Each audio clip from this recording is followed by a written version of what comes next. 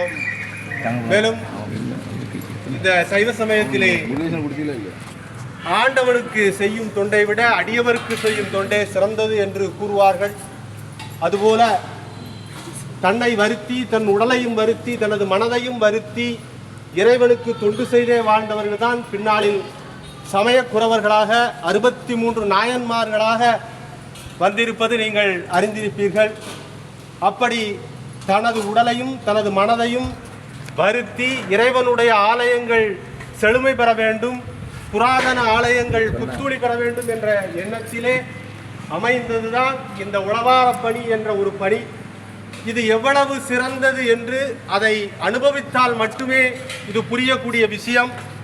ஆகவே அந்த ஒரு மாபெரும் பணியை இந்த செய்து கொண்டிருக்கின்ற அம்மையப்பர் உழவாரப் பணிக்குழு என்ற பெயரிலே நற்றுணையாவது நமச்சிவாய என்ற மந்திரத்தை உயிர் மூச்சாக கொண்டு இயங்கிக் கொண்டிருக்கின்ற தூத்துக்குடியை சார்ந்த அம்மையப்பர் உழவாரப் பணிக்குழு அன்பர்கள் அத்துணை பேரையும் நாங்கள் வணங்குகிறோம். மேலும் தற்காலத்தில் பக்தி என்பது ஒரு விளம்பரம் செய்துதான் மக்களையே தரிசனம் செய்ய அழைக்கும் விதமாக பக்தி இந்த காலத்திலே மாறிக்கொண்டிருப்பதை நாம் கண்ணால் பார்க்க முடிகிறது.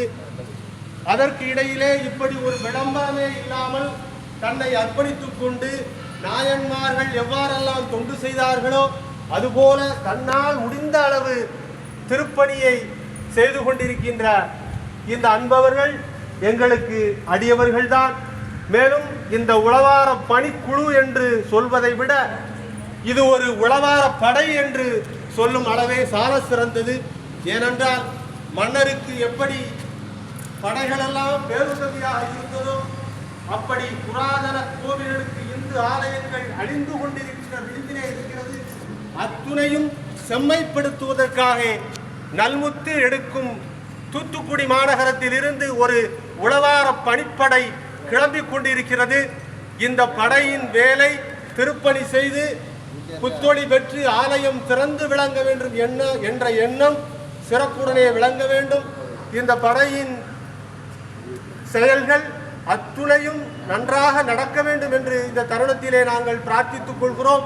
மேலும் அவர்களுக்கு எல்லாம் வல்ல சத்தியபாகீச பெருமானும் கோமதி அம்பிகையும் எல்லா அருளையும் பெற்றுக் கொடுக்க வேண்டும்.